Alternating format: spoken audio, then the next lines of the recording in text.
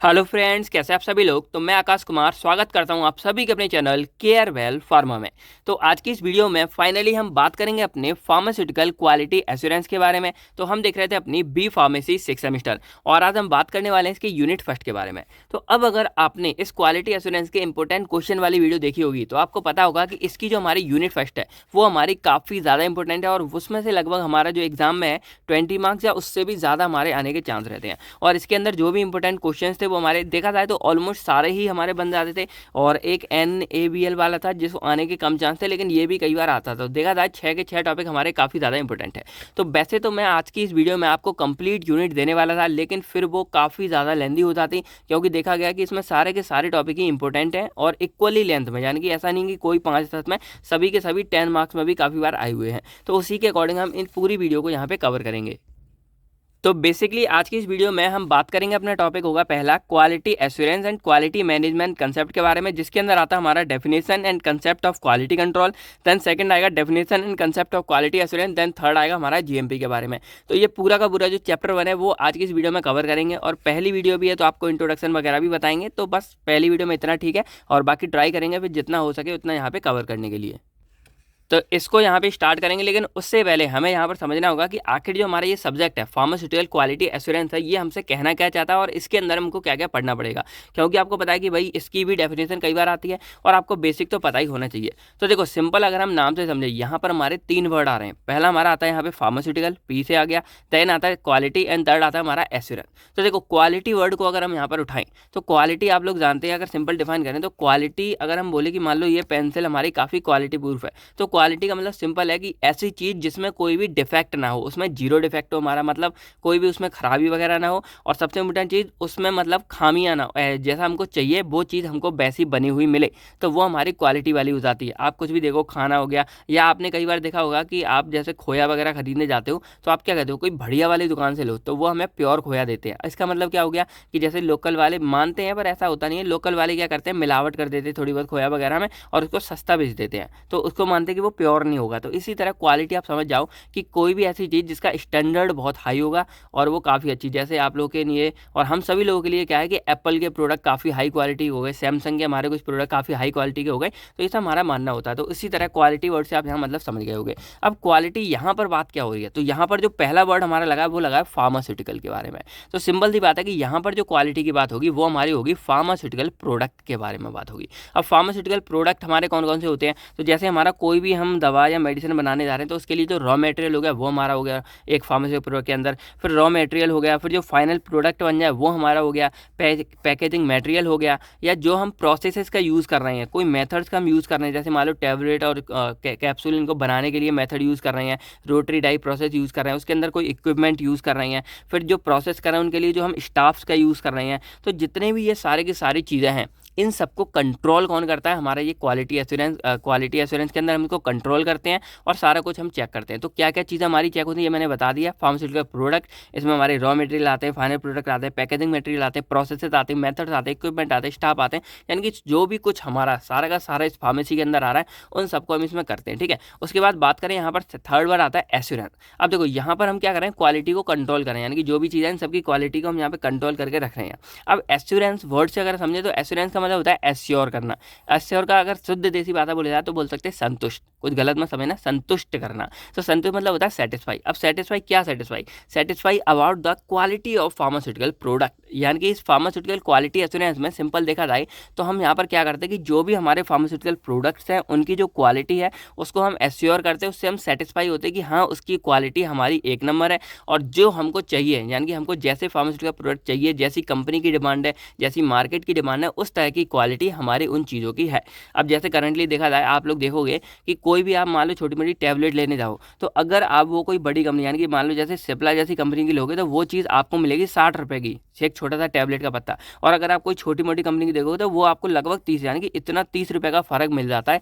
इसी को बोलते हैं क्वालिटी, यानी कि सिप्ला वाले बेस्ट क्वालिटी बना रहे हैं तो वही प्रोडक्ट भी महंगा दे रहे हैं और ये इन चीज़ों को मैनेज करके रख रहे हैं। तो ये था एक्चुअल में फार्मास्यूटिकल क्वालिटी एश्योरेंस की। ये चीज़ क्या होती है, बेसिकली आपकी कोई भी प्रोडक्ट वगैरह उसकी क्वालिटी को मैनेज करती है, चेक करती है और सब कुछ, और उसके अंदर जो भी चीज़ आते हैं सभी को एक तरह से कंट्रोल में रखती है। अब आप लोगों ने कंपनी वगैरह में कभी सुना होगा, अगर कोई काम वाम करता हो तो वहाँ पर एक QA डिपार्टमेंट होता है। तो वो जो QA डिपार्टमेंट है वो हमारा यही होता है, क्वालिटी एश्योरेंस वाला, जिसके अंदर हमारे सारे लोग काम करते हैं। और वो बेसिकली जो भी दवाई वगैरह है उनको इवेल्युएट करते हैं, चेक करते हैं, कोई उसकी क्वालिटी को मेंटेन करते हैं, और कोई भी नई नई रिसर्च वगैरह, मतलब सारे कुछ में इनका योगदान रहता है कि ये भाई उसकी क्वालिटी को कंट्रोल करते हैं। मेन ये काम है, ठीक है।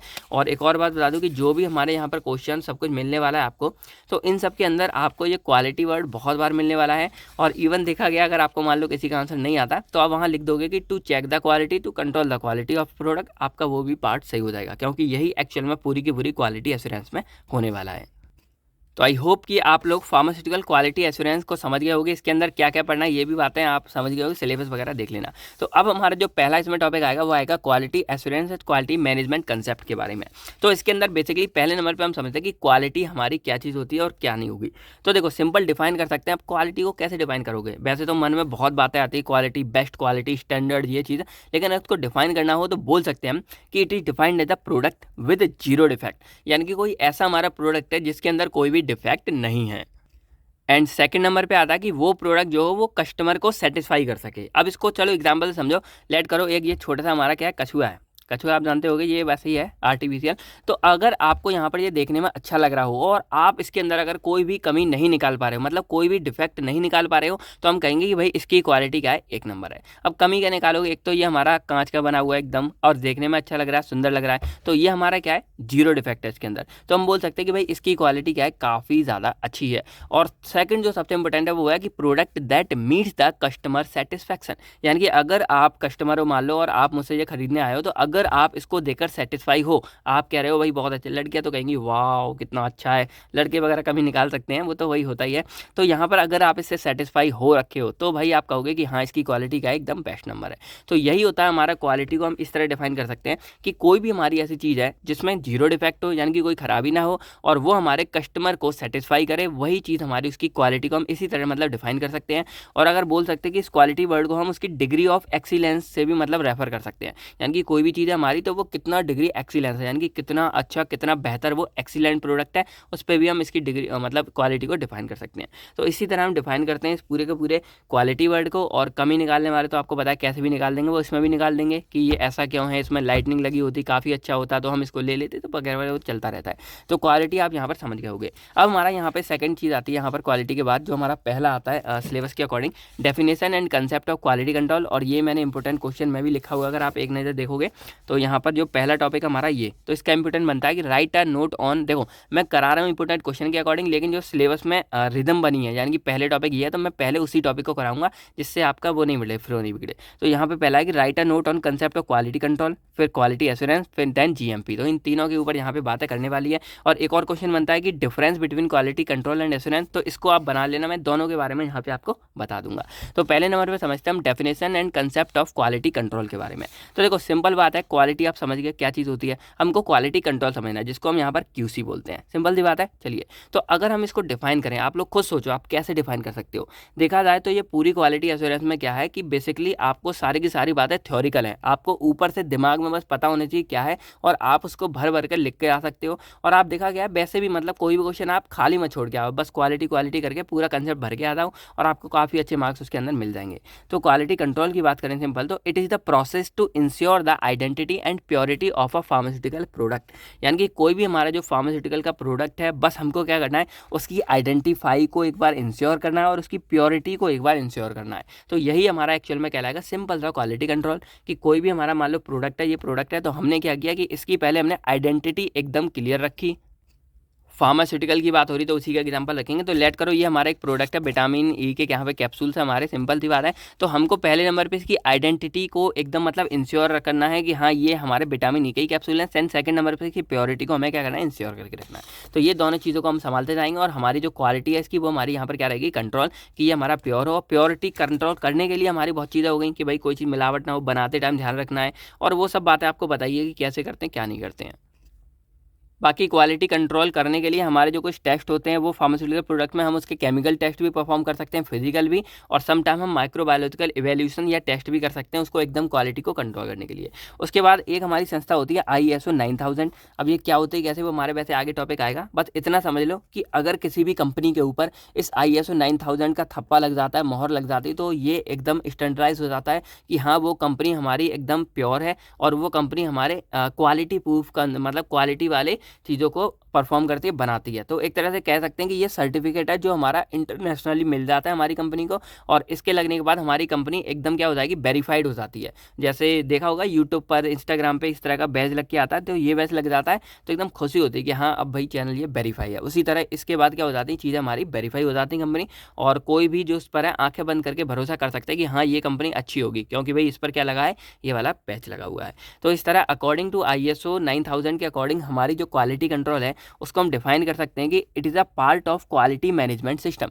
ये हमारा क्या है, QMS का एक सिस्टम होता है जो बेसिकली क्या करता है, फुलफिल द क्वालिटी रिक्वायरमेंट, यानी कि जो भी कोई चीज़ है हमारी जिसमें हमको जो क्वालिटी चाहिए होती है उसको वो फुलफिल करता है। यानी कि सिंपल समझो, देखो थोड़ा सा वैसा हो रहा होगा, मैं बोल रहा हूँ ना सारा कुछ इसमें क्वालिटी वाला ही आ रहा है, बस आपको इसी को घुमा फिरा के लिखना पड़ेगा।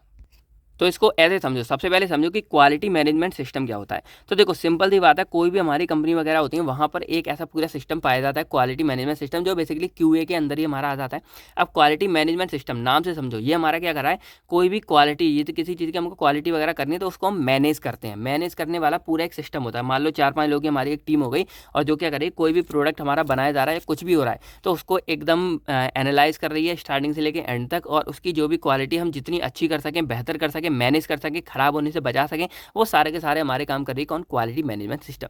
तो यही बोला जाता है कि जो क्वालिटी कंट्रोल है वो एक्चुअल में हमारे इसी क्वालिटी मैनेजमेंट सिस्टम का एक पार्ट होता है, और जो बेसिकली करता क्या है कि जो भी हमको क्वालिटी चाहिए उसके अंदर उसको फुलफिल करता है। अब जैसे एग्जाम्पल के लिए बता रहा हूँ, देखो इसको सीरियस मतलब एग्जाम्पल बता रहा हूँ। लेट करो कि आप चाहते हो कि हमको एक ऐसी दवा चाहिए जो हमारे क्या करे, जैसे मान लो हमारी बॉडी में विटामिन की कमी को पूरा करे और वो कोई भी नुकसान और ना पहुंचाए।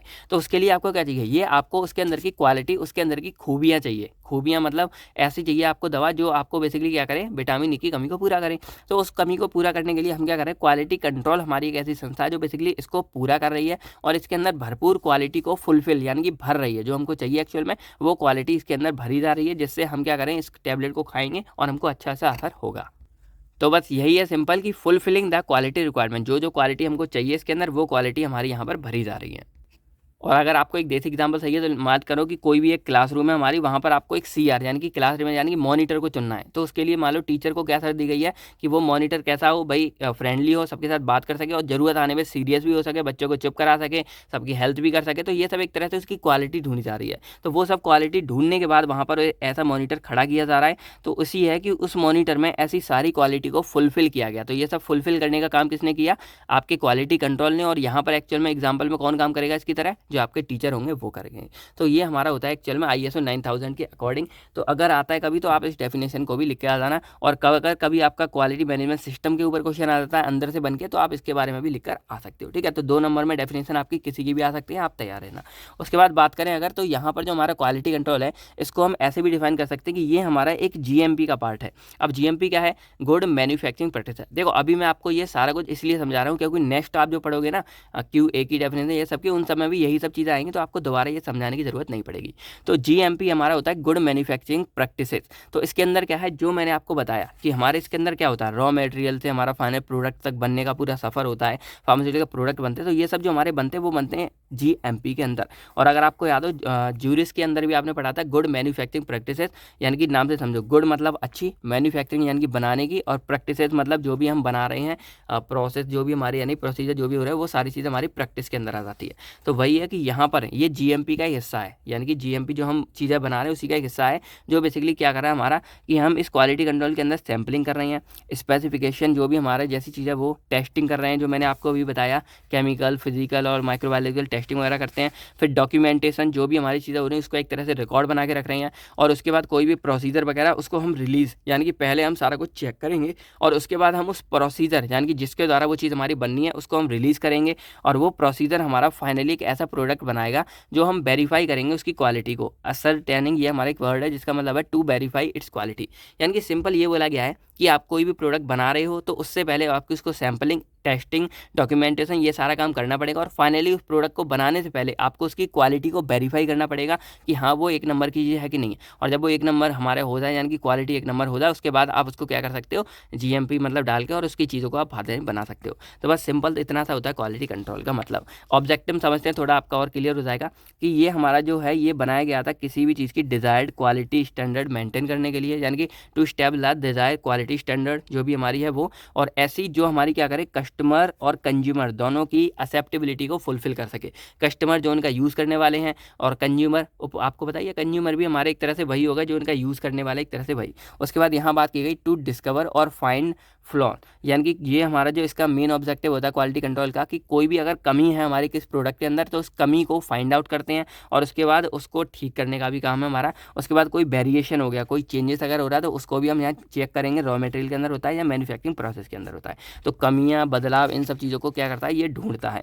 फिर वो तो हमेशा रहेगा कि इम्प्रूव द क्वालिटी हमको बढ़ा के रखनी है। उसके बाद इनका एक और काम होता है कि ये एम्प्लॉय की मोटिवेशन को बढ़ाते हैं और टीम वर्क को भी बढ़ाने का काम करते हैं, क्योंकि जब तक हमारे लोग अच्छे से टीम वर्क अच्छे से काम करेंगे तो सारा कुछ हमारा चलता रहेगा। आप लोगों ने देखा होगा कि जो हमारी फार्मेसी की कंपनियां होती हैं उनके अंदर बहुत रूल्स एंड रेगुलेशन होते हैं। अंदर वाले डिपार्टमेंट बता रहा हूँ, जो पैकिंग वाले होते हैं उनको अलग हटा दो, क्योंकि जो लोग बाहर से काम करने जाते हैं वो बेसिकली पैकिंग में चले जाते हैं बिना डिग्री के, लेकिन अंदर जब काम करते हैं मैन्युफैक्चरिंग में और QA वगैरह में करते हैं तो वहाँ इन सब चीज़ों का बहुत ध्यान रखा जाता है। तो ऑब्जेक्टिव आप लोगों ने समझ लिया। अब रिस्पॉन्सिबिलिटी समझते हैं एक्चुअल में काम क्या होता है हमारे क्वालिटी कंट्रोल वाले के ऊपर। तो इनका बेसिकली काम है कि ये डे टू डे यानी कि दिन प्रतिदिन डेली क्या करते हैं, कंट्रोल करते हैं क्वालिटी को विद इन द कंपनी के अंदर रह के सारी चीज़ों को ये कंट्रोल करने का काम करते हैं। उसके बाद देखा गया कि ये एनालिटिकल टेस्टिंग करते हैं हमारे जो भी रॉ मटेरियल, यानी कि बाहर से कोई प्रोडक्ट आ रहा है तो उसको ये एकदम चेक करेंगे, इंस्पेक्ट करेंगे पैकेजिंग कंपोनेंट्स को, जो भी जैसे आया है मतलब कोई खराबी ना हो, क्योंकि अगर रॉ मटेरियल जिसके द्वारा हमारा फाइनल ड्रग बनेगा वो खराब निकल गया तो सारी बातें फिर खराब हो जाएंगी।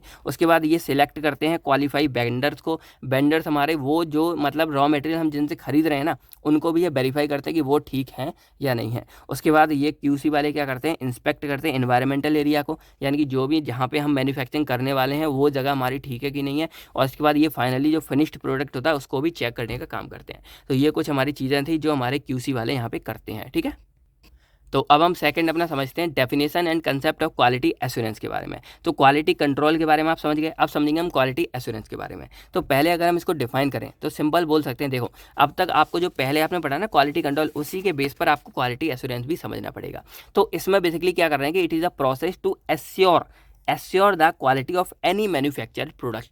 अब जैसे हमने कोई भी प्रोडक्ट अपना बनाया, मान लो ये हमने पूरा बना के तैयार किया, तो क्वालिटी एश्योरेंस जो QA डिपार्टमेंट है उसका सिंपल सा इतना काम होगा कि वो उसकी क्वालिटी को एश्योर करेगा, यानी कि सेटिस्फाई करेगा कि हाँ, या वेरीफाई करेगा या सर्टिफाई करेगा कि हाँ ये हमारी जो क्वालिटी है वो एक नंबर है और अब इसका जो है लोग यूज़ कर सकते हैं।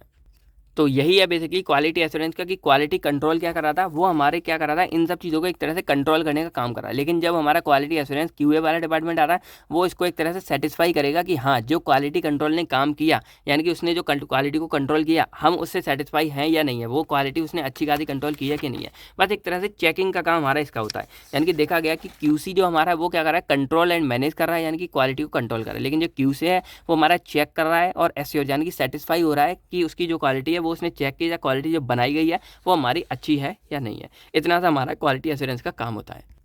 तो इसमें करते कैसे हैं कि ये प्रोसेस में क्या होता है कि सबसे पहले हमारा जो फिनिश्ड प्रोडक्ट है, यानी कि जो हमारा प्रोडक्ट बन गया है उसको हम उठाते हैं, और जो हमने प्री डिज़ाइन की थी, आपको होता है कोई भी चीज़ हम बनाते हैं तो उससे पहले हम रफ नोट्स बनाते हैं। जैसे मैं ये फेयर आप लोगों के लिए बनाता हूँ, उससे पहले जब मैं खुद समझता हूँ सारी चीज़ों को आपको पढ़ाने से पहले, उस टाइम मैं थोड़े थोड़े रफ पॉइंट लिखता हूँ जो आपको मैं बता सकूँ पढ़ाने के टाइम पर। तो जब मेरे बन जाएंगे तब मैं उस रफ वाले नोट से उनको कंपेयर करके देखूंगा कि सारा कुछ ठीक है, कुछ कम तो नहीं रहा, कुछ ज़्यादा तो नहीं रहा। तो ये सारी चीज़ें हमारी होती हैं। इसी तरह इसमें होता है कि जब भी ये कोई भी प्रोडक्ट बनाते हैं उससे पहले जो उनकी प्री डिज़ाइन होती है, यानी कि बनाने से पहले कैसे बनाना है, क्या बनाना है, ये सारी चीज़ें लिख के रखते हैं।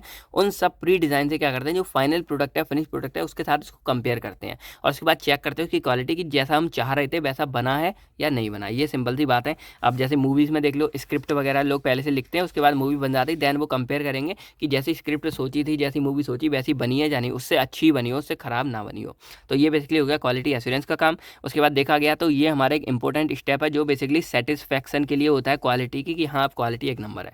उसके बाद अगर इसको ISO 9000 के अकॉर्डिंग डिफाइन करें तो बोल सकते हैं कि it is a part of मतलब QA is a part of quality management system. ये भी हमारा QMS का एक पार्ट है, जिसका बेसिकली फोकस कहाँ पे होता है कि ये कॉन्फिडेंस प्रोवाइड करता है कि भाई अब जो हमारी क्वालिटी है वो फुलफिल हो चुकी है।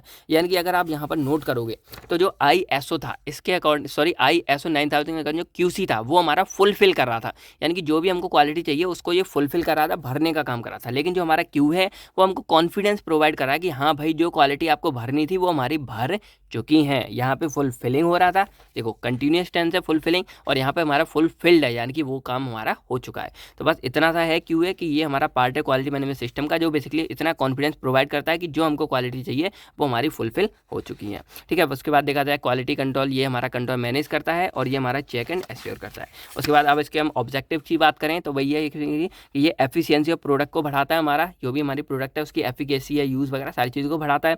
उसके बाद इसमें एश्योर वर्ड आएगा कि ये हमारे कोई भी रॉ मटेरियल है, कोई आया उसकी क्वालिटी को एश्योर यानी कि चेक करेगा कि वो अच्छा है या नहीं है। फिनिश्ड प्रोडक्ट जो बन गया उसकी क्वालिटी को चेक करेगा ठीक है कि नहीं है। इवेल्युएट करेगा प्लांट एनवायरनमेंट का, यानी कि जो प्रेमिसेस है यहाँ पे हमारी चीज़ें बन रही हैं वहाँ पे ये इवेल्युएट करेगा। कई हद तक हमारे QC और QA के काम भी एक ही हो जाते हैं, क्योंकि डिपार्टमेंट तो हमारा मेन QA ही है। उसके बाद ये मैनेज करता है गुड लेबोरेटरी प्रैक्टिसेस को। अब GLP ये क्या होता है, इसके ऊपर भी एक अलग से आगे हमारा टॉपिक है, लेकिन ऐसे समझो GLP वही हो गया हमारा कि ये ऐसी लैब्स होती हैं जिनके अंदर कोई भी हमारी चीज़ें बननी है, चेक होनी, वो सारे काम हमारे इन्हीं लैब के अंदर होते हैं। फिर मैनेजिंग GMP यानी कि गुड मैन्युफैक्चरिंग प्रैक्टिसेस, यानी कि QA डिपार्टमेंट है वो हमारा इस GMP को भी मैनेज करता है। क्या है अभी आगे आप समझोगे। उसके बाद हम रिस्पॉन्सिबिलिटीज़ की बात करें क्या क्या होता है, तो ये इंश्योर करता है हमारे प्रॉपर वेयर हाउसिंग प्रैक्टिसेस को, यानी कि वेयर हाउस आपको पता है यहाँ सामान वगैरह रखा जाता है, तो उन सबको एकदम इंश्योर करेगा, प्रॉपर करेगा, चेक करेगा ठीक है या नहीं है। उसके बाद ये मैन्युफैक्चरिंग प्रोसेस को इंश्योर करेगा, उसके बाद प्रोसेस को चेक करेगा, रिकॉर्ड करेगा, जो भी हमारे नई चीज़ें उनको रिकॉर्ड रखेगा, बैच रिकॉर्ड, ये सारी चीज़ें करेगा। उसके बाद ये क्या करेगा, मास्टर प्लान भी हमारा QA ही बनाता है पूरी प्रोसेस के लिए, कि कोई प्रोसेस हमारी कैसे क्या होगी, ये सारी चीज़ हमारी QA चेक करता है। उसके बाद ये हमारा रिस्पॉन्सिबल होता है स्टेबिलिटी टेस्टिंग के लिए, कोई भी प्रोडक्ट है उसकी स्टेबिलिटी, सेल्फ लाइफ हो गया, एवोल्यूशन हो गया, ये सब भी हमारा QA के द्वारा किया जाता है। उसके बाद कोई डेविएशन है यानी कि कोई कमी है तो वो भी हमारी रिपोर्ट की जाएगी, इन्वेस्टिगेट की जाएगी और रिकॉर्डेड की जाएगी, ये सब भी हमारा QA के द्वारा ही किया जाएगा। उसके बाद कोई भी अरेंजमेंट होना है तो वो भी मैन्युफैक्चरिंग सप्लाई, ये सारे काम मतलब हमारे QA देखता है। तो आप ये बनाकर भी लिख सकते हो QA के काम क्या है, बेसिकली जो भी आपको तब याद आए एग्जाम टाइम पे वो आप बना के लिख देना, और थोड़ा बहुत हम यहाँ से रीड कर लेना। अब हमारा इसमें थर्ड टॉपिक आता था GMP गुड मैन्युफैक्चरिंग प्रैक्टिसेस, और देखा गया ये तीनों ही इंपॉर्टेंट है, एग्जाम में काफ़ी बार आ जाते हैं, और GMP भी काफ़ी इंपॉर्टेंट है। तो देखा गया कि GMP ये भी हमारा एक पार्ट है QA का, यानी कि ये हमारा QA का पार्ट है क्वालिटी एश्योरेंस का, जो अभी यहाँ पर जैसे बताया मैनेजिंग GMP, ये GMP को मैनेज करता है। तो अब समझना हमको GMP क्या है। तो अगर आप लोगों ने ज्यूरिस पढ़ी हो या आप लोगों ने वैसे भी देखा होगा, जो हमारा शेड्यूल जी था गुड मैन्युफैक्चरिंग प्रैक्टिसेस के अंदर हमारा आ रहा था, तो वहाँ पर बहुत सारी चीज़ें थी GMP के अंदर, तो आप चाहो तो वो वाला भी यहाँ इंक्लूड कर सकते हो, आपका गलत नहीं होगा। बाकी इसके अंदर क्या आना है वो मैं यहाँ पे आपको बता दूंगा। तो GMP को देखा गया कि it is a part of QA, ये हमारा क्वालिटी एश्योरेंस का पार्ट है, जो इंश्योर करता है प्रोडक्ट की कंसिस्टेंटली प्रोड्यूस करना। यानी कि सिंपल देखो कि GMP का ये काम है, मैन्युफैक्चरिंग जहाँ नाम से समझ आ रहा है गुड मैन्युफैक्चरिंग प्रैक्टिसेस, इसका मेनली ये काम है कि इसके अंदर जो भी हमारा मटेरियल है या जो भी हमारा फार्मास्यूटिकल प्रोडक्ट है वो हमारा कंसिस्टेंटली प्रोड्यूस होता रहे। यानी कि यहाँ पर कहावत आती है कि भाई काम रुकना नहीं चाहिए, काम हमारा चलता रहे। तो वही GMP का काम है कि ये हमारा कंसिस्टेंटली प्रोड्यूस करता रहे चीज़ों को, और साथ के साथ उसके मैनेज जो क्वालिटी है उसको भी मैनेज कर दें। यानी कि सिंपल कहने का इनका मतलब है कि क्वालिटी के साथ प्रोडक्ट हमारा बनता रहना चाहिए और लगातार बनता रहना चाहिए। ये है इस GMP का मतलब, कि चीज़ भी बनती रहे और उसकी क्वालिटी भी मेंटेन रहे। तो बस यही है इसका मेन प्रिंसिपल हमारा। उसके बाद यहाँ पर अगर आप इसको देखोगे तो it is a set principle and procedure. जो GMP है उसके अंदर हमारी चीज़ें कुछ फिक्स होती हैं, यानी कि कैसे हमको काम करना है ये फिक्स है, कौन कौन से मेथड्स यूज़ करने वो हमारे फिक्स हैं। किसके लिए, कोई भी मैन्युफैक्चरर इसका यूज़ करेगा, यानी कि जो बनाने वाला है वो इसका यूज़ करेगा, जो भी सेट प्रिंसिपल है, प्रोसीजर है उनका। और जो कोई भी थेरेपेटिक गुड्स का मतलब आपको बताइए क्या होता है, कोई भी प्रोडक्ट वगैरह है वो, तो ये सब चीज़ें हमारी बनती रहें, इसी के लिए ये हमारा बेसिकली यूज़ किया जाता है। और फाइनली वही आता है कि ये क्वालिटी को मेंटेन कर सके। उसके बाद ये हमारा बेसिकली इस तरह डिज़ाइन किया जाता है कि ये रिस्क को मिनिमाइज़ कर सके, यानी कि minimise the risk involve in pharmaceutical product. जब हम कोई भी चीज़ बनाते हैं तो भाई रिस्क होता है कि ये चीज़ हमारी ख़राब हो सकती है, या इसमें ये प्रॉब्लम हो सकती है, टॉक्सिसिटी हो सकती है, ये डिग्रेडेशन हो सकती है, कुछ भी हो। तो उस रिस्क को कम करने का काम भी हमारा इस जीएमपी का होता है कि इस तरह हम यहाँ पर इसको डिज़ाइन करें, प्री डिज़ाइन जो मैं बोल रहा था, इस तरह हम इसको प्री डिज़ाइन करें कि जो हमारे जो रिस्क हैं वो हमारे मिनिमाइज़ हो सकें और कम से कम चीज़ें हमारी ख़राब हों और ज़्यादा से ज़्यादा हमको उसको वो चीज़ मिले, क्वालिटी मिले और लगातार हम वो करते रहें। क्योंकि आपको यहाँ पे पता है कि अगर मान लो कोई भी चीज़ हमारी मतलब रिस्क या कोई भी चीज़ हमारी ख़राब हो जाती है तो वो हम बाद में क्यूए में या क्यूसी में क्या कर सकते हैं, हम उसको चेक कर सकते हैं, लेकिन हम उसको रिमूव तो नहीं कर सकते। एग्जाम्पल के लिए समझो, मान लो कोई दुकान है हमारी और वहाँ पे मान लो चोरी हो रही है, तो वहाँ पर सीसीटीवी आपका लगा है, तो सबसे पहले जो पुलिस वाले या कोई भी होंगे वो पूछेंगे सीसीटीवी लगा है, आप कहोगे बिल्कुल लगा है। तो सीसीटीवी में हम चोर को चोरी करते हुए देख सकते हैं, लेकिन उसको रोक तो नहीं सकते ना। सिंपल सी बात है, वो जो चोर था वो तो चोरी करके निकल गया। अब भाई उसने मास्क लगा रखा है, ये चीज़ें लगा रखी हैं, तो क्या आप सीसीटीवी को पकड़ सकते हो? नहीं पकड़ सकते, केवल इतना देख सकते हो कि भाई वो चोरी करके चला गया। तो सेम यहाँ पर है कि यहाँ पर हम बाद में टेस्टिंग कर सकते हैं, तो हम जो हमारा फाइनल प्रोडक्ट है उसके अंदर जो कमियाँ हैं उसको हम निकाल सकते हैं कि भाई ये कमी है वो, लेकिन एलिमिनेट तो नहीं कर सकते ना, बाहर तो नहीं निकाल सकते। उसके लिए हमें क्या करना पड़ेगा, उस प्रोडक्ट को दोबारा बनाना पड़ेगा, दोबारा चेक करना पड़ेगा। इसलिए ये हमारा फिक्स मतलब ये हमारा कर्तव्य बनता है जो हम लोग काम करने वाले उनका, कि जब हम प्रोडक्ट को बना रहे हों उसी टाइम पर हम ट्राई करें कि हम जो हमारा रिस्क है उसको मिनिमाइज कर सकें और कम से कम प्रॉब्लम को हम कॉज करें। ये होता है हमारा एक्चुअल में जीएमपी होता है। तो दो चीज़ आपको पता लगी, एक है कंसिस्टेंटली प्रोड्यूस यानी कि प्रोडक्ट हमारा लगातार बनता रहे और साथ में उसकी जो क्वालिटी है वो स्टैंडर्ड रहे, बनी रहे। और थर्ड हमारा यहाँ पर आ गया कि मैन्युफैक्चरर के लिए प्रिंसिपल और प्रोसीजर हमारे फिक्स होते हैं, उनके द्वारा वो चीज़ें बनाएं। और फोर्थ आ गई कि हम यहाँ पर जो रिस्क हमारे होते हैं उनको हम मिनिमाइज कर सकें, क्योंकि उन्हें हम बाद में एलिमिनेट नहीं कर सकते। ठीक है, ये चार चीज़ हो गई। अब बात समझते हैं हम ऑब्जेक्टिव के बारे में। तो ऑब्जेक्टिव उद्देश्य क्या होता है, वही सिंपल है कि कंसिस्टेंटली प्रोड्यूस हो सके, हमारा हाई क्वालिटी वाला प्रोडक्ट हो सके और जो बेसिकली स्टैंडर्ड क्वालिटी को फुलफिल करे। उसके बाद सबसे इंपॉर्टेंट है कि सेफ्टी एंड क्वालिटी प्रोडक्ट हमारी। उसके बाद वही minimise contamination and eliminate error, तुरंत के तुरंत ये सारे काम करें जो मैंने ऊपर आपको बताए। पर प्रिंसिपल, रिसोर्स और प्रोसेस ये मैंने एक साथ लिख दिए, क्योंकि वैसे देखो यहाँ पर अलग अलग चीज़ें आती थी, लेकिन वो सब हम जो भी इसके अंदर के हमारे वो चीज़ें हैं, एलिमेंट्स हैं, वो हम अपनी नेक्स्ट यूनिट में भी पढ़ने वाले हैं। ठीक है, जैसे सिंपल यहाँ पर अगर आप देखोगे तो जो हमारे प्लांट लेआउट है, मेंटेनेंस, सैनिटेशन, एनवायरमेंटल, ये सारे हमारे सेकंड यूनिट में आएंगे जो हमारे जीएमपी के अंदर इंक्लूड किए जाते हैं। तो सेकंड में अच्छे से पढ़ेंगे ना, बाकी हमने ज्यूरिस में भी पढ़ा था। तो यहाँ हम बेसिकली शॉर्ट में समझ लेते हैं कि ये एक्चुअल में होता क्या है। तो ऑल देखा गया कि जो भी हमारी मैन्युफैक्चरिंग प्रोसेस है इसके जीएमपी के अंदर वो क्लियरली डिफाइंड हो, यानी कि एकदम क्लियर हो कि कैसे बनानी है, क्या बनानी है। उसके बाद प्रिंसिपल की तरह आप इसको समझ सकते हो। उसके बाद जो कुछ भी हो उसको सिस्टमेटिकली रिव्यू किया जाए, यानी कि बनाने से पहले चेक किया जाए कि हमारे जो प्रोसीजर वगैरह है वो एक नंबर है, ठीक है, सारे के सारे ठीक हैं या नहीं है। उसके बाद जो भी हमारा प्रोडक्ट ये बनाया जाए वो हमारा क्या करे, required quality with company satisfaction, यानी कि कंपनी को जो क्वालिटी जैसी चाहिए। यानी कि आप जैसे खाना खाते हो या आप कहीं मान लो चाट वगैरह बनवाते हो कोई भी, तो क्या कहता है भाई नमक थोड़ा कम करना, नमक थोड़ा ज़्यादा करना, मिर्ची तीखी रखना, गोलगप्पे भाई तीखे रखना, हरी चटनी, मीठी चटनी, ये सब आप खुद बना बना के मतलब करते रहते हो। ठीक है, सिंपल सी बात है। तो वही यहाँ पर है कि कंपनी के द्वारा जो भी चीज़ बताई जाती है उसको हमें फुलफिल करना है और उसके फुलफिल करते हुए हमें कंसिस्टेंटली काम करना है और हर एक मैन्युफैक्चरिंग प्रोसेस को रिव्यू करना है, डिफाइन करना है, सारा कुछ हमको करके रखना पड़ता है। उसके बाद क्वालिफिकेशन, जो कोई भी हम काम करें वो क्वालिफाई बंदों से करें, सारा कुछ चेक करें। वैलिडेशन, वैलिडेट भी करना है कि वो चीज़ एकदम एक नंबर हो, कोई भी एक्सपायर ना हो, या सारा काम हम चेक करते हैं। उसके बाद जो हमको रिसोर्सेज चाहिए वो हमारे यहाँ पर नीचे लिखे हुए हैं। जैसे हमको चाहिए कोई भी चीज़ बनानी है तो हमें सफिशिएंट यानी कि फिक्स मात्रा में जितने चाहिए और अप्रोप्रिएट जितना जरूरी है वो, क्वालिफाइड एंड ट्रेंड पर्सनल, यानी कि जो भी हमको स्टाफ जरूरत हो वो हमारा क्वालिफाइड हो और ट्रेंड हो, ऐसे चाहिए हमें। और सफिशिएंट एंड अप्रोप्रिएट यानी कि जितनी ज़रूरत है उतने मात्रा में हमको लोग चाहिए। फिर हमको स्पेस चाहिए, जगह चाहिए। फिर हमको इक्विपमेंट सूटेबल जो हमको चाहिए वो चाहिए, मटेरियल हमको चाहिए, फिर कंटेनर चाहिए, लेवल्स चाहिए, अप्रूव प्रोसीजर, जो भी प्रोसीजर अभी मैंने बताया वो प्रोसीजर चाहिए, इंस्ट्रक्शन चाहिए। आपको ये रिसोर्स ही लिख दोगे ना, इसी में आपकी सारी कहानी ऊपर नीचे वाली सब यहाँ पे लिख जाएगी। फिर सूटेबल स्टोरेज चाहिए, ये साइड डबल हो गया यहाँ पर। फिर ट्रांसपोर्ट चाहिए, आपको कोई चीज़ बन जाए इधर उधर भेजने के लिए। फिर आपको लेबोरेटरी चाहिए और इक्विपमेंट चाहिए, ये सारी चीज़ें आपको चाहिए इस रिसोर्सेज के अंदर। उसके बाद जो भी आप प्रोसीजर करो वो आप करेक्टली फॉलो करो, और जो आपके पर्सनल हो, जो मतलब स्टाफ है जो करने वाला, वो आपका ट्रेंड हो। उसके बाद जो इंस्ट्रक्शन प्रोसीजर आपके हैं वो आपके रिटन होने चाहिए, क्लियर एंड नीट राइटिंग में, यानी कि एकदम पढ़ने में आए किसी के भी आराम से। फिर रिकॉर्ड जो आप मतलब जो भी आप काम करो साथ के साथ आप उसको रिकॉर्ड करते जाओ। उसके बाद जो भी डेविएशन हो यानी कि कुछ चेंजेस वगैरह हो प्रोसेस के दौरान उनको आप रिकॉर्ड करो, इन्वेस्टिगेट करो